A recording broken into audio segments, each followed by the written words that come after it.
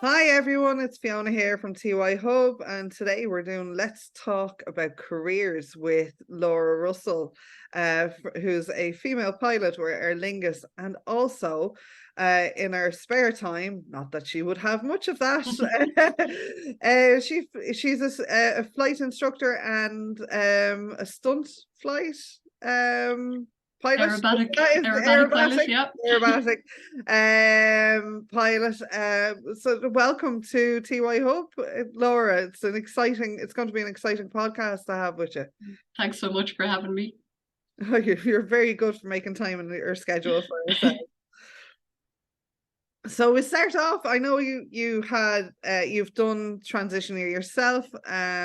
You went to when you were in school, you didn't really know what you wanted to do.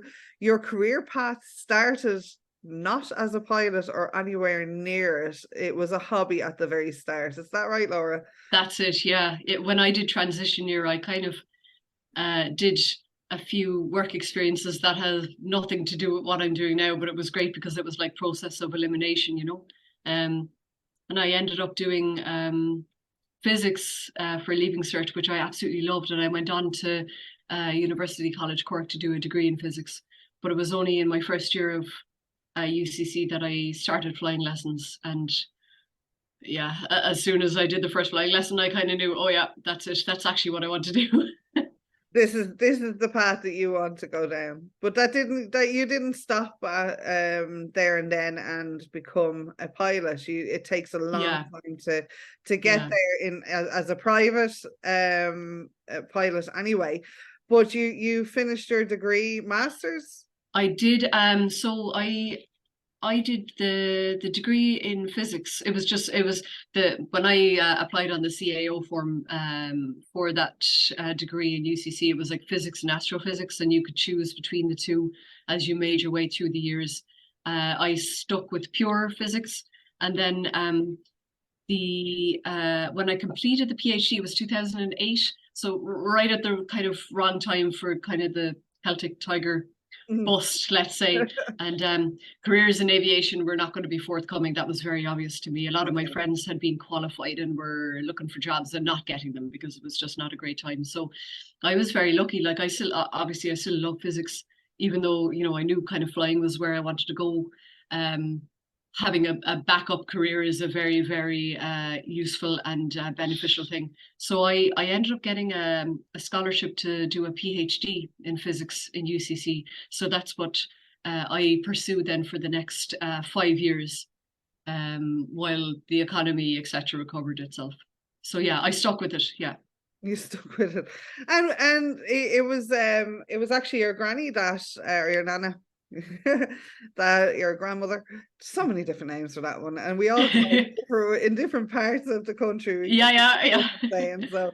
So your grandmother had actually gotten you your very first flight lesson. That was it. Yeah. So she actually she gave it to me as a gift for getting through the Leaving Cert. She knew.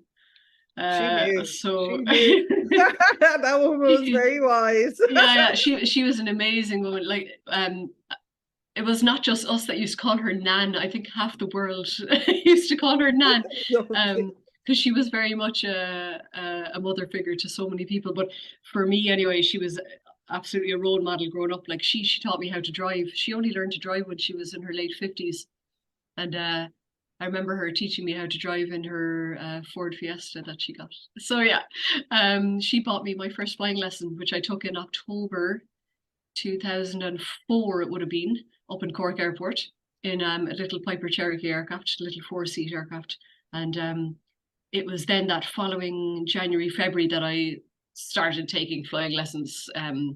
I would say frequently, but actually I was a very broke college student. So it was very infrequently, but in my mind, it was like the biggest event of the whole month. Like, yeah. And I remember at the time, obviously I was in college, so I was trying to attend lectures, and I remember trying to schedule a flying lesson on the Wednesday morning in between two of my lectures. And so I used to do a lecture at 9 a.m. and then scoot up to the airport, try and get 45 minutes of a flying lesson in, and then back down for my lecture at 1 o'clock or something like that. So, oh my goodness. Yeah. talk about cutting it fine. Yeah. Oh God, yeah. And I'm a very honest person, so I didn't like missing lectures. I used to feel so guilty if I came in 5 minutes late, which I used to do on occasion, especially if the flying lesson was good. Like, yeah, well, college is a totally different walk of life than in secondary school. yeah. Anyway, so it's your lecturer mightn't have even come in for that one. No, exactly. Like it wasn't just me. And when you did transition year yourself, Laura, when you were in transition year, what was it that you had in mind, like for your own career, or was there even a career on the radar? Did you think about college? Yeah. What was TY like for you? I think I had some ideas of things that I wanted to investigate, if you like. But to be honest, looking back now, I can see I had no notion really of what I wanted to do. And that's why, like, transition year is great. As I mentioned there earlier, like it's great for process of elimination. If you don't have a clear idea of what you want to do, go and try a few different things and kind of cross them off the list, if you like. So I did 3 work experiences. I worked initially in a musical instrument shop in town in Cork. So kind of customer facing, and I love music, and I thought that I would do something in music maybe. Yeah. I did that for a few months, and then I did a day in a biochem lab Right. every week for about 3 months in UCC, and it was funny because like I kind of knew I was going to put down maybe a science subject on my CAO form, but I wasn't sure what science subject. Okay. And that absolutely ruled out biochem for me. I didn't really like it just didn't grab me as much as physics. Like, Okay. even though I liked being in a lab, but I didn't really enjoy the stuff we were doing in there. So that was great. So I kind of crossed that off the list. And then at the end of 4th year, I ended up working in a picture framer shop very near where I live here in Cork. And I love that actually. I really, really love the hands-on stuff. And I ended up working there all summer. Like that was fabulous. I knew it wasn't what I was going to go do, but it was absolutely something I took great enjoyment in, Yeah. kind of a more artsy kind of hobby, if you like. But Well, yeah, you'll so be able to make all your own frames for your cert. yeah, and I have done since. Oh my God, it's wonderful. Yeah. Yeah. Must remember that one, Laura. I think I need a few things framed. Maybe I should start a side business, like just a little one, yeah. And when you did you like? I know we're talking today because we're both involved in this fantastic event, Future of Women in Aviation. Yeah. Which is on in autumn this year. And it's online and it's fantastic and it's open for everybody to attend and just get the school to sign up. And we'll have the link on the bottom here to connect to that one. But your career path that you are at now, so you work for Aer Lingus. Tell us, how did you get involved, or how did you get involved? How did you go from private pilot to become a pilot for Aer Lingus? Okay, yeah. So I just to mention first, I very much took the scenic route towards the commercial flying side of things, and that was mostly because of I suppose, my own lack of finances, which is a totally normal and unusual thing, and just the economy at the time. So, like I said, I'd started flying lessons in 2005, and during my degree then in physics in UCC, I just continued flying lessons, and I eventually got my private license in my 3rd year of the physics degree. So I just plodded away at it. Like I remember every summer I would do like a low paid internship type of thing in the physics department, but it was still paid, which helped. I used to do a bit of web design on the side as well, so more pocket money for more flying lessons. And in that 3rd year summer, I remember borrowing some cash from my parents just to plow through the end of the course, and I was able to just finish it out and get my private license. So that was great. That was wonderful. And like I said, it was very obvious that I wasn't going to be getting a job in commercial aviation anytime soon. So I continued with my backup career, if you like, the physics and so on. And I spent the next 10 years, I suppose, hour building.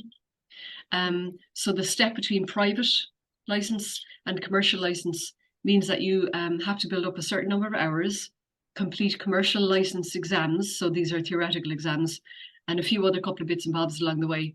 And I knew that that would take some time while I completed my PhD. So it was 2013 when I finished that PhD. So I defended my thesis, and I went looking for jobs and other opportunities. And I had done, it was an experimental PhD. So I was in a lab every day doing experiments, taking results and data and so on. And I kind of like, that's what I always enjoyed doing. I liked working hands-on with stuff. But I was very sick of research by then. Like I didn't want to see the inside of another lab for a while after that. So I ended up applying for some engineering positions in what I kind of termed as like a normal job, you know, a normal company. And I got a job with a wonderful company called Vallejo, who are based up in Galway, as an optical engineer. They make components, safety components for cars and trucks and vehicles. So I was designing the lenses that you will have on most vehicles these days that allow you to see rear view and surround view views on your dashboard. All right. Yeah. So I did that for 2.5 years. And during that time, I had built up enough hours to do the commercial license, and I completed the theoretical exams to start that commercial license. And thankfully, the economy had recovered itself, and Aer Lingus had reopened their cadetship program. It's now called the Future Pilot Program, and it is running every year.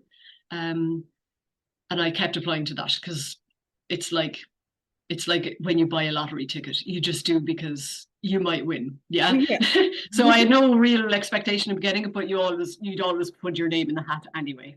And on the maybe third or fourth attempt, I actually got it, which was just astounding. Yeah, it was absolutely amazing. And that was in 2016. And then that was it. Like I obviously left my job in Galway as the engineer, and I started my commercial training with Aer Lingus. And that's how I got the commercial aviation job. But that's not the only way you can get it. There's obviously a couple of different pathways towards it. Yeah. Fantastic. And on when you're keynote speaker for the event, The Future of Women in Aviation, it's not just for women, it is for everyone interested in aviation. And you'll be talking about how to get those steps from school, how the different paths are there for anybody to become a pilot.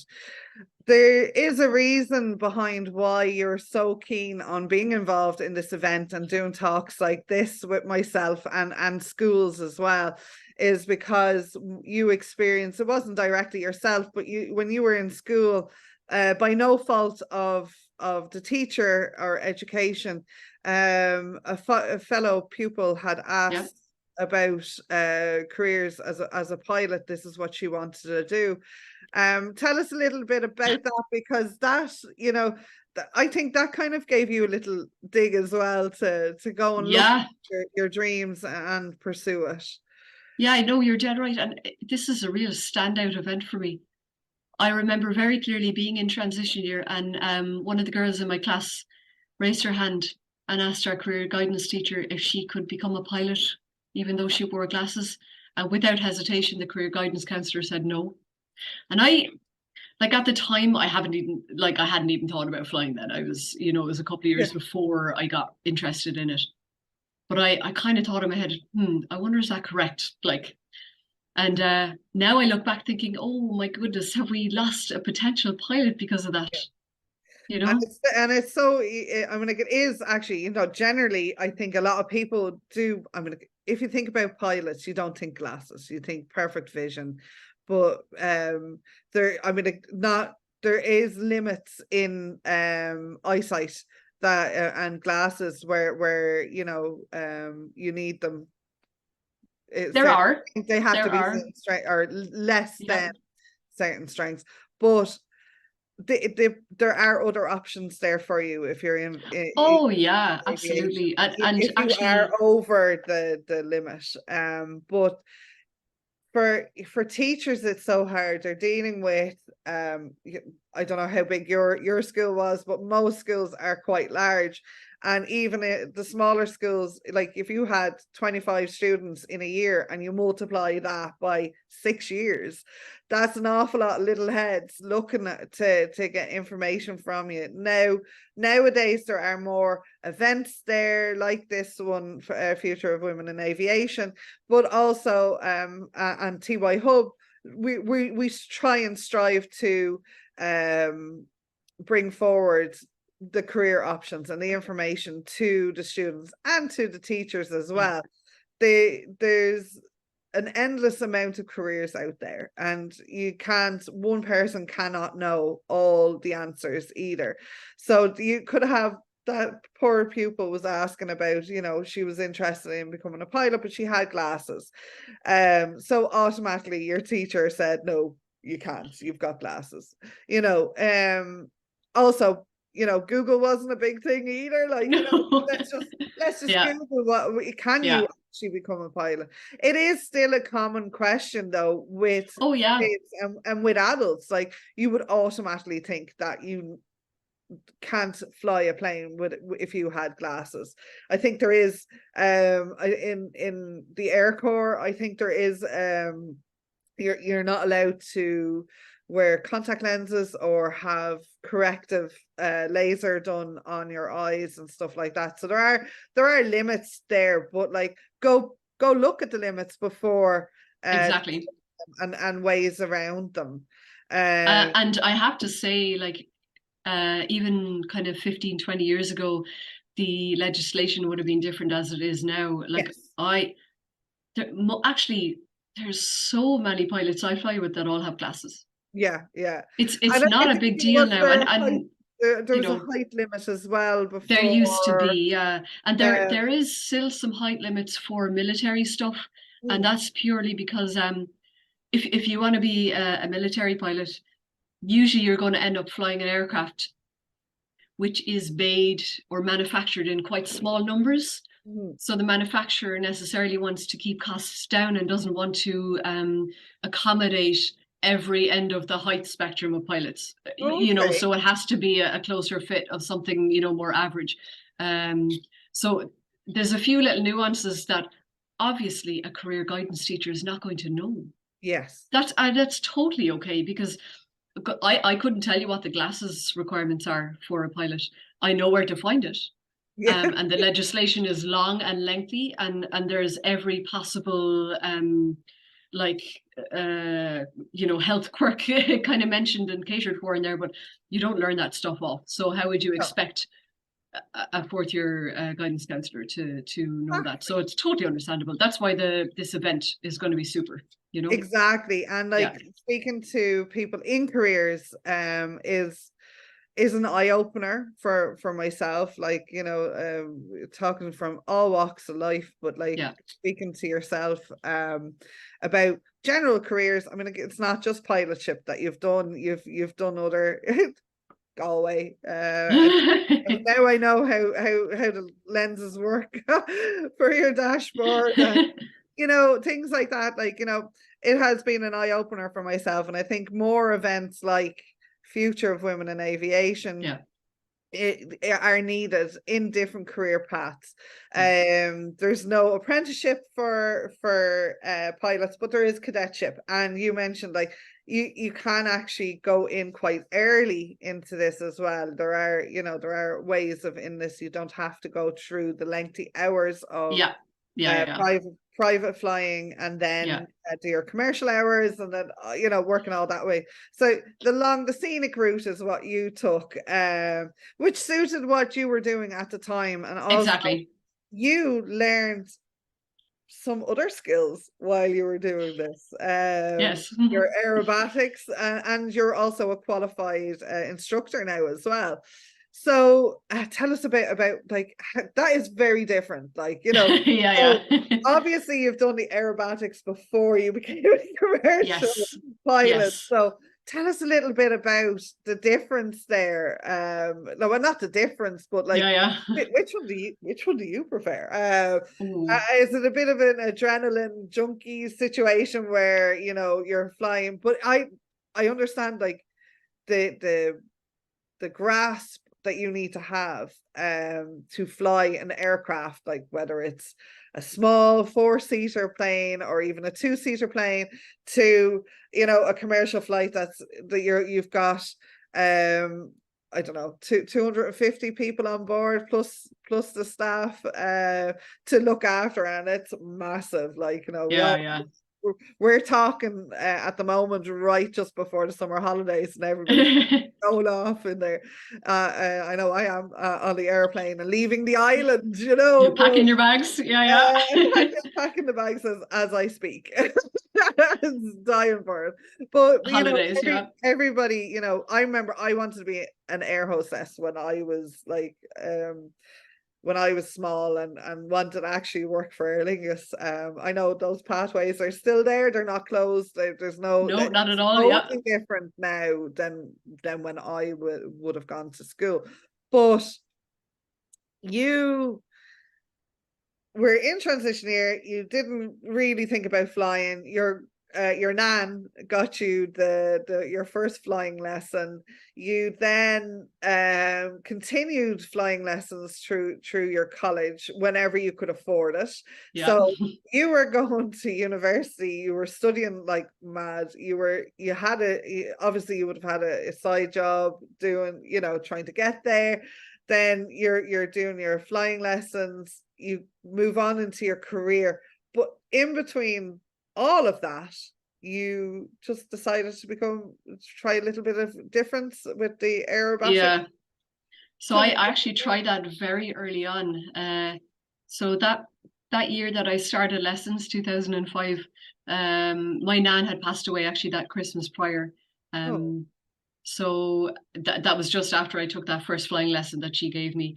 But myself, my mum, dad, and brother, we all went up to Salt Hill Air Show the summer 2005, and that was the first time I had seen aerobatics in real life.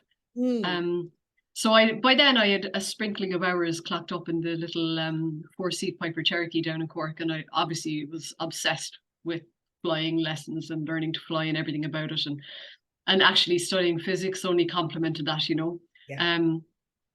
So at Salt Hill Air Show, I saw for the first time pilots doing aerobatic displays.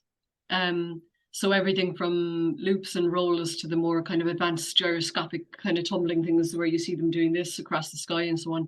And I was absolutely mesmerized, and I was wondering, what must the pilot be seeing and experiencing inside the aircraft? Like, it was just thrilling. And I'm not one to sit around, like, so I immediately like got myself booked in for a trial aerobatic lesson in England. Okay. Like literally, I was over there a month later because there was very little aerobatics in Ireland. Like, there was Okay. maybe 4 or 5 guys who used to do it. Is there now? No, No. it's the Okay. same. Yeah, it's just that I'm now one of the 4 or 5 guys that do it. Right. So yeah. Okay. Um, um, so yeah, went over, tried it. Um, it was over in Gloucester, and it was just a half an hour where you know, your instructor would demonstrate how to fly a loop, and you would try it, and Okay. demonstrate another thing, and you would try to fly it. And I remember thinking that it was it was just such a captivating experience. Like, I'm a scientist. I'm a very Mm. objective person, but this was a really emotional experience where I felt completely connected to the sky and the airplane, and I found that I was really good at it. Like, Yeah. I found it a very natural thing, and I was able to do a very precise loop and roll the aircraft at a very high roll rate, but stop it exactly, you know, with the wings level. And I was like, okay, well, that's actually what I want to do. And when I came back from that, I did some internet reconnaissance. And thankfully, aviation is a very small world, and aerobatic flying is a much smaller world. And I was able to find a couple of guys in Ireland who did this type of flying. And the hassling began. I started to hassle. It's not hassle, it's perseverance. Yeah. That's it. Yeah. Anyway, one of them got really sick of me hassling, and he agreed to take me up and teach me the basics, the fundamentals. And just for anyone who doesn't realize, like the type of flying you might see at Bray Air Show, for example, is display flying. It's air display stuff. That's one discipline. Okay. The kind of flying that I do is the other discipline, which is the sport. So I do competition aerobatics, which isn't as much about the display, but it's about performing a set of maneuvers in the sky within very small airspace boundaries. It's timed, and each maneuver has to be flown as precisely as possible. So you must